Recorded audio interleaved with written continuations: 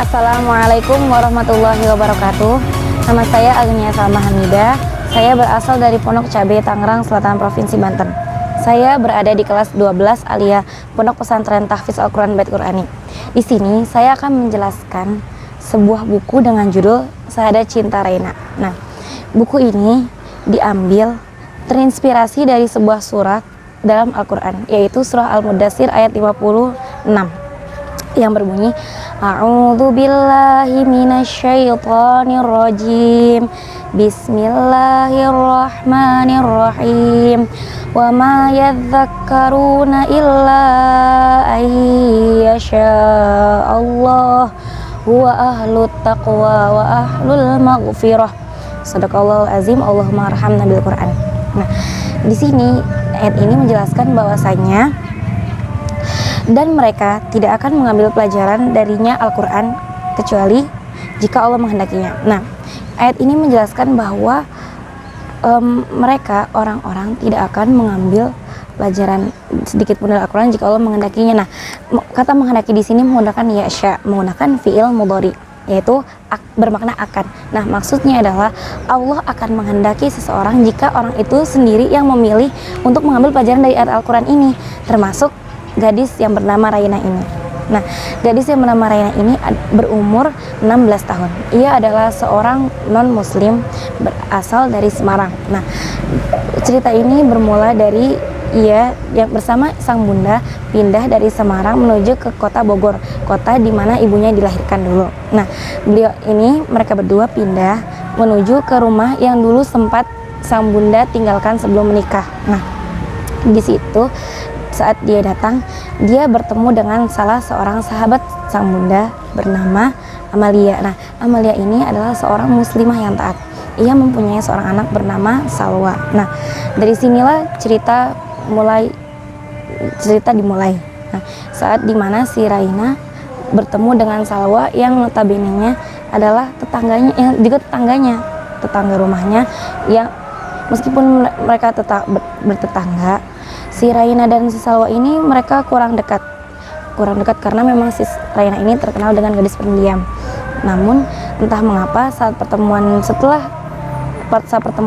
kembali, mereka berdua begitu akrab. Nah, dari sinilah si Salwa dia tidak melepaskan kesempatan ini untuk mendakwahkan si Raina. Nah, si dakwah ini bermula ketika Raina pindah ke sekolah si Salwa ternyata. Nah, dan hal itu adalah suatu hal yang tanpa disengaja. Kepindahan itu membuat si Raina merasa penasaran akan Islam. Nah, apalagi sebenarnya si Raina ini dia mempunyai sebuah tujuan dalam kepindahannya, yaitu dia mencari sebuah ketenangan yang selama ini dia butuhkan, sebuah ketenangan jiwa, ketenangan batin dalam hidupnya. Nah, dan dia dapatkan saat dia terus-menerus berbincang dengan Salwa.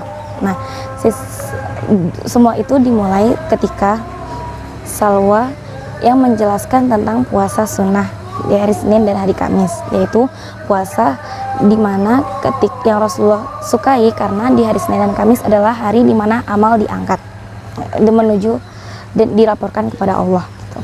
Nah, dari situlah si Raina mulai awalnya dia masih seperti kayak tidak terlalu tertarik, tapi mungkin biasa saja gitu. Lalu dia lebih tertarik lagi ketika saat pelajaran biologi. Nah, saat pelajaran biologi ini dia diajari oleh seorang ustazah, yaitu bernama Ustazah Rahma. Nah, Ustazah Rahma ini dia adalah guru yang dia juga memiliki pemahaman Islam yang bagus, yang baik. Nah, beliau ini menjelaskan tentang alaqah, yaitu tentang bagaimana manusia ini diciptakan. Manusia ini bermula dari dalam rahim hingga ia dilahirkan.